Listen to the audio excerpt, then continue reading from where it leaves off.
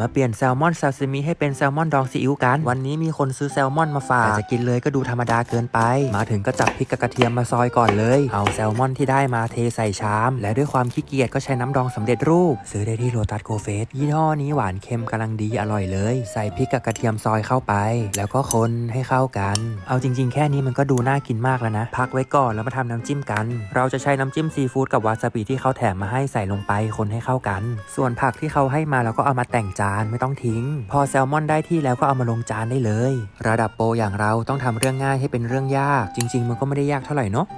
ใช่ไหมแซลมอนดองของเราจะกินคู่กับข้าวแล้วก็สาหร่ายเกินต้านสุดๆใส่ทุกอย่างรวมกันราดน้ำจิ้มแล้วก็หมักเข้าให้ใครชอบหาทำกดติดตามเลยจะได้มาเป็นพวกเดียวกันจะเป็นยังไงถ้าเอาซุปชาบูน้ำดำมาดองไข่รอบนี้มันมีน้ำซุปชาบูเหลือก็เอามาดองไข่มาเลยละกันไปดูส่วนผสมมาละซุปน้ำดำจะมีซีอิ๊วมากกว่าน้ำดองปกติประมาณ 20% แค่ใส่น้ำตาล2ช้อนโต๊ะในน้ำร้อนปริมาณ1:1แค่นี้ก็ได้น้ำดองละใช้ไข่ไก่ที่กินดิบได้แยกไข่ขาวออกจากไข่แดงแล้วก็ใส่ลงไปในน้ำดองได้เลยลองทำสัก4ฟองนะเสร็จแล้วก็โรยพริกกับกระเทียมที่ซอยแล้วลงไปที่ด้านบนปิดฝาเอาไปแช่ตู้เย็นสักคืนนึงแค่นี้ก็ได้ละไข่ดองซีอิ๊วกินคู่กับข้าวราดด้วยน้ำจิ้มซีฟู้ดคือเด็ดสุดรสชาติเค็มหวานเผ็ดกำลังดีไข่แดงเยิ้มมีความหนึบเล็กน้อยเอาสาหร่ายมาห่อบอกได้คำเดียวเลยว่าอร่อยจัดจ้ายิ่งเพิ่มพริกกับกระเทียมลงไปก็ยิ่งแซ่บดองไว้4ฟองตอนแรกคิดว่าจะกินไม่หมดดูทรงต้องไปดองเพิ่มแล้ว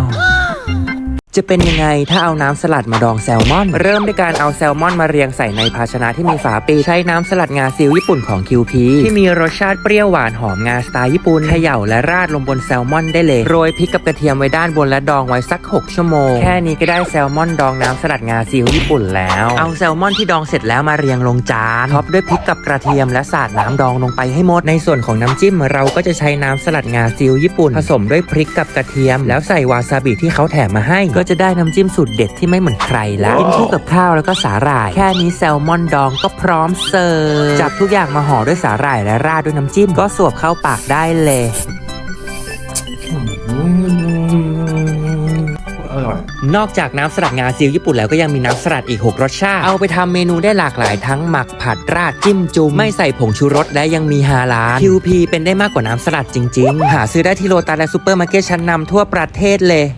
ดองกุ้งด้วยน้ำสลัดรอบที่แล้วดองแซลมอนไปไงและเกิดติดใจเลยมาลองดองกุ้งอีกทีปกติจะเป็นคนแพ้เปลือกกุ้งนะแต่โชคดีกินเนื้อมันได้มีใครเป็นเหมือนกันบ้างปะคือถ้าโดนเปลือกกุ้งมันทิ่มก็จะบวมและคันเลยเริ่มด้วยการแกะเปลือกกุ้งเอาขี้มันออกแล้วเอาไปแช่ในน้ำโซดาสัก10 นาทีมีครั้งหนึ่งเคยกินกุ้งไปเยอะมากแต่ก็ไม่เป็นไรนะพอไปออกกำลังกายเท่านั้นแหละหน้านี่บวมเลยเป็นเพราะอะไรใครรู้บ้างใช้น้ำสลัดงาซิลญี่ปุ่นของ QP ราดให้ท่วมกุ้งใส่พริกกับกระเทียมปิดฝาเอาไปใส่ในตู้เย็นสัก6 ชั่วโมงแค่นี้ก็ได้กุ้งดองแบบตัวตึงแล้วกินคู่กับข้าวน้ำจิ้มซีฟู้ดแล้วก็สาหร่ายถ้าไม่มีน้ำจิ้มซีฟู้ดใส่พริกกับกระเทียมในน้ำสลัดก็อร่อยเหมือนกันนะเท่านี้กุ้งดองก็พร้อมสวบ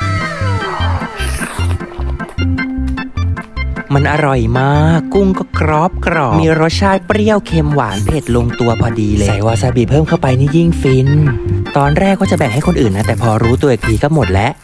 ซูชิหน้าไข่ดองซีอิ๊วไม่เคยกินนะดิไม่เคยกินเหมือนกันเริ่มจากแยกไข่ขาวออกจากไข่แดงก่อนเลยจะใช้เปลือกไข่หรือดูดไข่หรือช้อนไข่แยกออกมาก็ได้เคยสังเกตกันไหมว่าเวลาตัวเองตอกไข่ต้องตอกกี่ทีเปลือกไข่ถึงจะแตกส่วนตัวตอก3 ทีไข่ขาวที่เหลือเก็บเอาไว้นะเดี๋ยวคลิปหน้าจะทำเป็นเมนูให้ดูใช้ซอสดองคันจังรสเผ็ดของมิสเตอร์เคไปเลยง่ายดีเขย่าแล้วราดให้ท่วมไข่เลยนะซอยพริกกับกระเทียมแล้วก็ใส่ลงไปเขาแถมงามาให้ด้วยก็ใส่ลงไป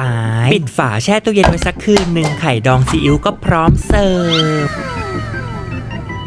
ข้าวทำซูชิก็ใช้ข้าวไทยเนี่ยแหละปั้นให้เป็นก้อนแล้วก็เอาไปห่อสาหร่ายเอาไข่แดงดองที่เตรียมไว้ใส่บนข้าวท็อปด้วยพริกกับกระเทียมแล้วราดด้วยน้ำจิ้มซีฟู้ดปิดท้ายซูชิไข่ดองก็พร้อมสวบถ้าอยากหาทำลองไปหาตำเอานะโคตรดีรีวิวโคลองเดีย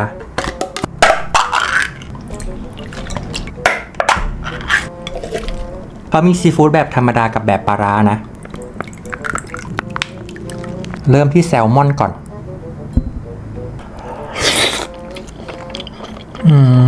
ต่อไปกุ้ง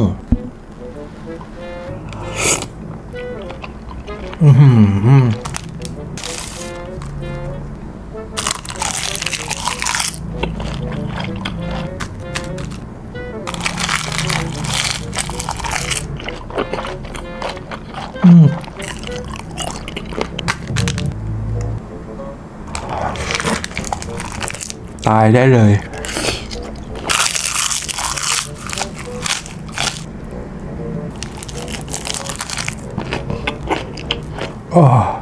กุ้งดองหม่าล่าไม่เคยกินอดีตไม่เคยกินเหมือนกันเอากุ้งมาแกะหัวแกะเปลือกและดึงขี้ให้เรียบร้อยวิธีแกะเปลือกกุ้งให้ใช้ด้ามช้อนกลางนะง่ายดีพอได้แล้วก็เอามาล้างด้วยน้ำโซดาและแช่ทิ้งไว้สัก10 นาทีการแช่ด้วยน้ำโซดาจะทำให้เนื้อกุ้งเด้งและดูสดกรอบเทน้ำทิ้งกุ้งก็พร้อมดองละปกติก็จะเห็นแต่กุ้งดองซีอิ๊วใช่ไหมอยากลองอะไรใหม่ๆเลยใส่น้ำซุปหม่าล่าแปะใส่ซอสดองเกาหลีด้วยนะมันจะได้มีความเป็นน้ำดองนิดนึงเติมกระเทียมพริกแล้วก็งาลงไปอีกนิดหน่อยปิดฝาแช่ตู้เย็นไว้สักคืนนึงแค่นี้ก็ได้กุ้งดองที่มีความจัดจ้านเผ็ดเค็มๆแล้วก็ได้ความชาอีกนิดหน่อย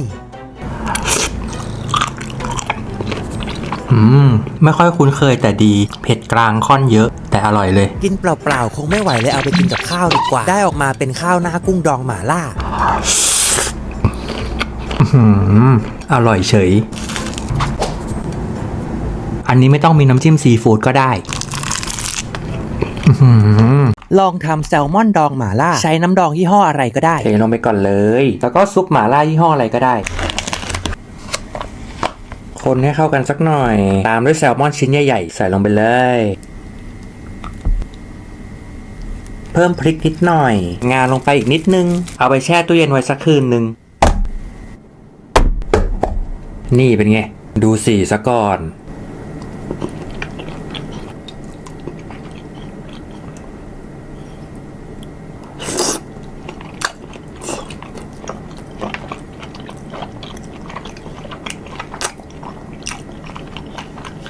ออกเค็มแล้วก็เผ็ดแซลมอนเหมือนจะหนึบขึ้นด้วยนะ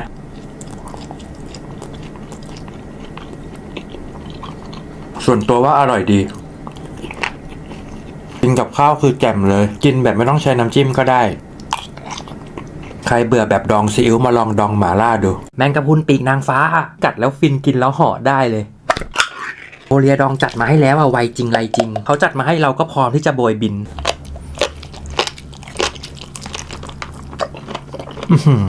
พอเอาไปดองแล้วโคตรอร่อย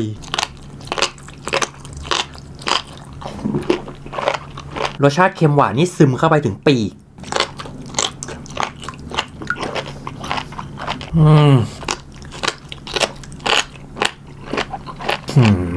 ได้ทั้งความนุ่มและความกรอบในคำเดียวเลยนะไหนๆก็ไหนๆละกินแซลมอนซะหน่อยเดี๋ยวน้องน้อยใจ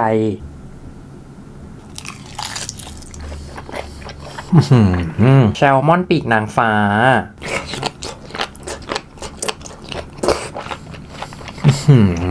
ได้ทั้งความกรุบกรอบนุ่มเด้งในคำเดียวใครอยากลองโคเรียดองเขาจัดมาให้แล้วนะ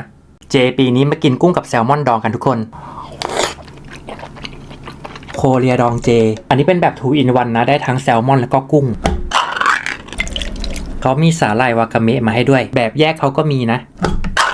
อันนี้แซลมอนล้วนกุ้งคือเหมือนมาก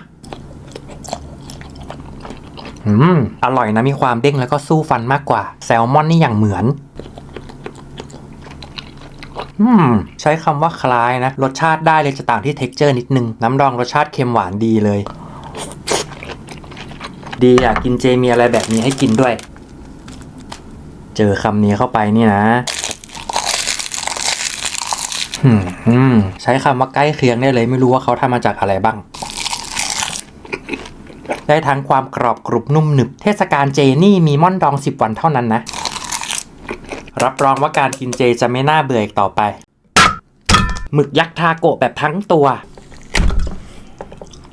เป็นรสชาติปลาหมึกที่เนื้อออกหนึบๆอะถ้าเอาไปดองนี่น่าจะอร่อยโคเรียดองหนวดหมึกยักษ์ดองซีอิ๊วเยอะมากตอนแรกเป็นแบบเนี้ยพอดองออกมาแล้วเป็นแบบเนี้ยเนื้อหนึบเด้งนะฉ่ำน้ำดองมากเอามากินกับน้ำจิ้มยิ่งอร่อย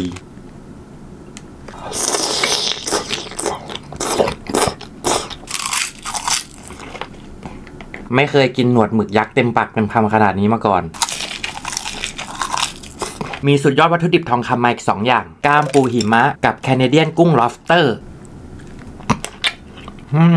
สุดยอดวัตถุดิบระดับทองคำทองให้แฟต ใครชอบหมึกยักษ์ห้ามพลาดโคเรดองเขาจัดมาให้แล้วนะถามจริงเยอะขนาดนี้เลยเหรอเนี่ยโคเรียดองแมงกะพรุนดองน้ำปลาเกาหลีเห็นของคนอื่นก็ไม่คิดว่าจะขนาดนี้นะอันนี้คือมีคนกิน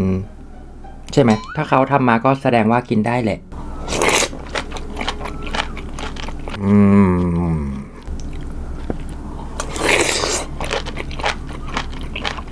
เสียงกรึบๆนี่ไม่แน่ใจว่าพริกหรือแมงกะพรุนนะใครบ่นอยากกินแซ่บๆลองไปจัดอันนี้ดู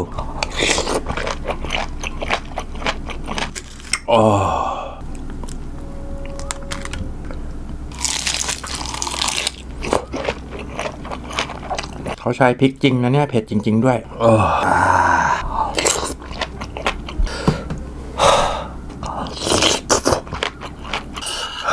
พริกที่เหลือเนี่ยไปทำอะไรดี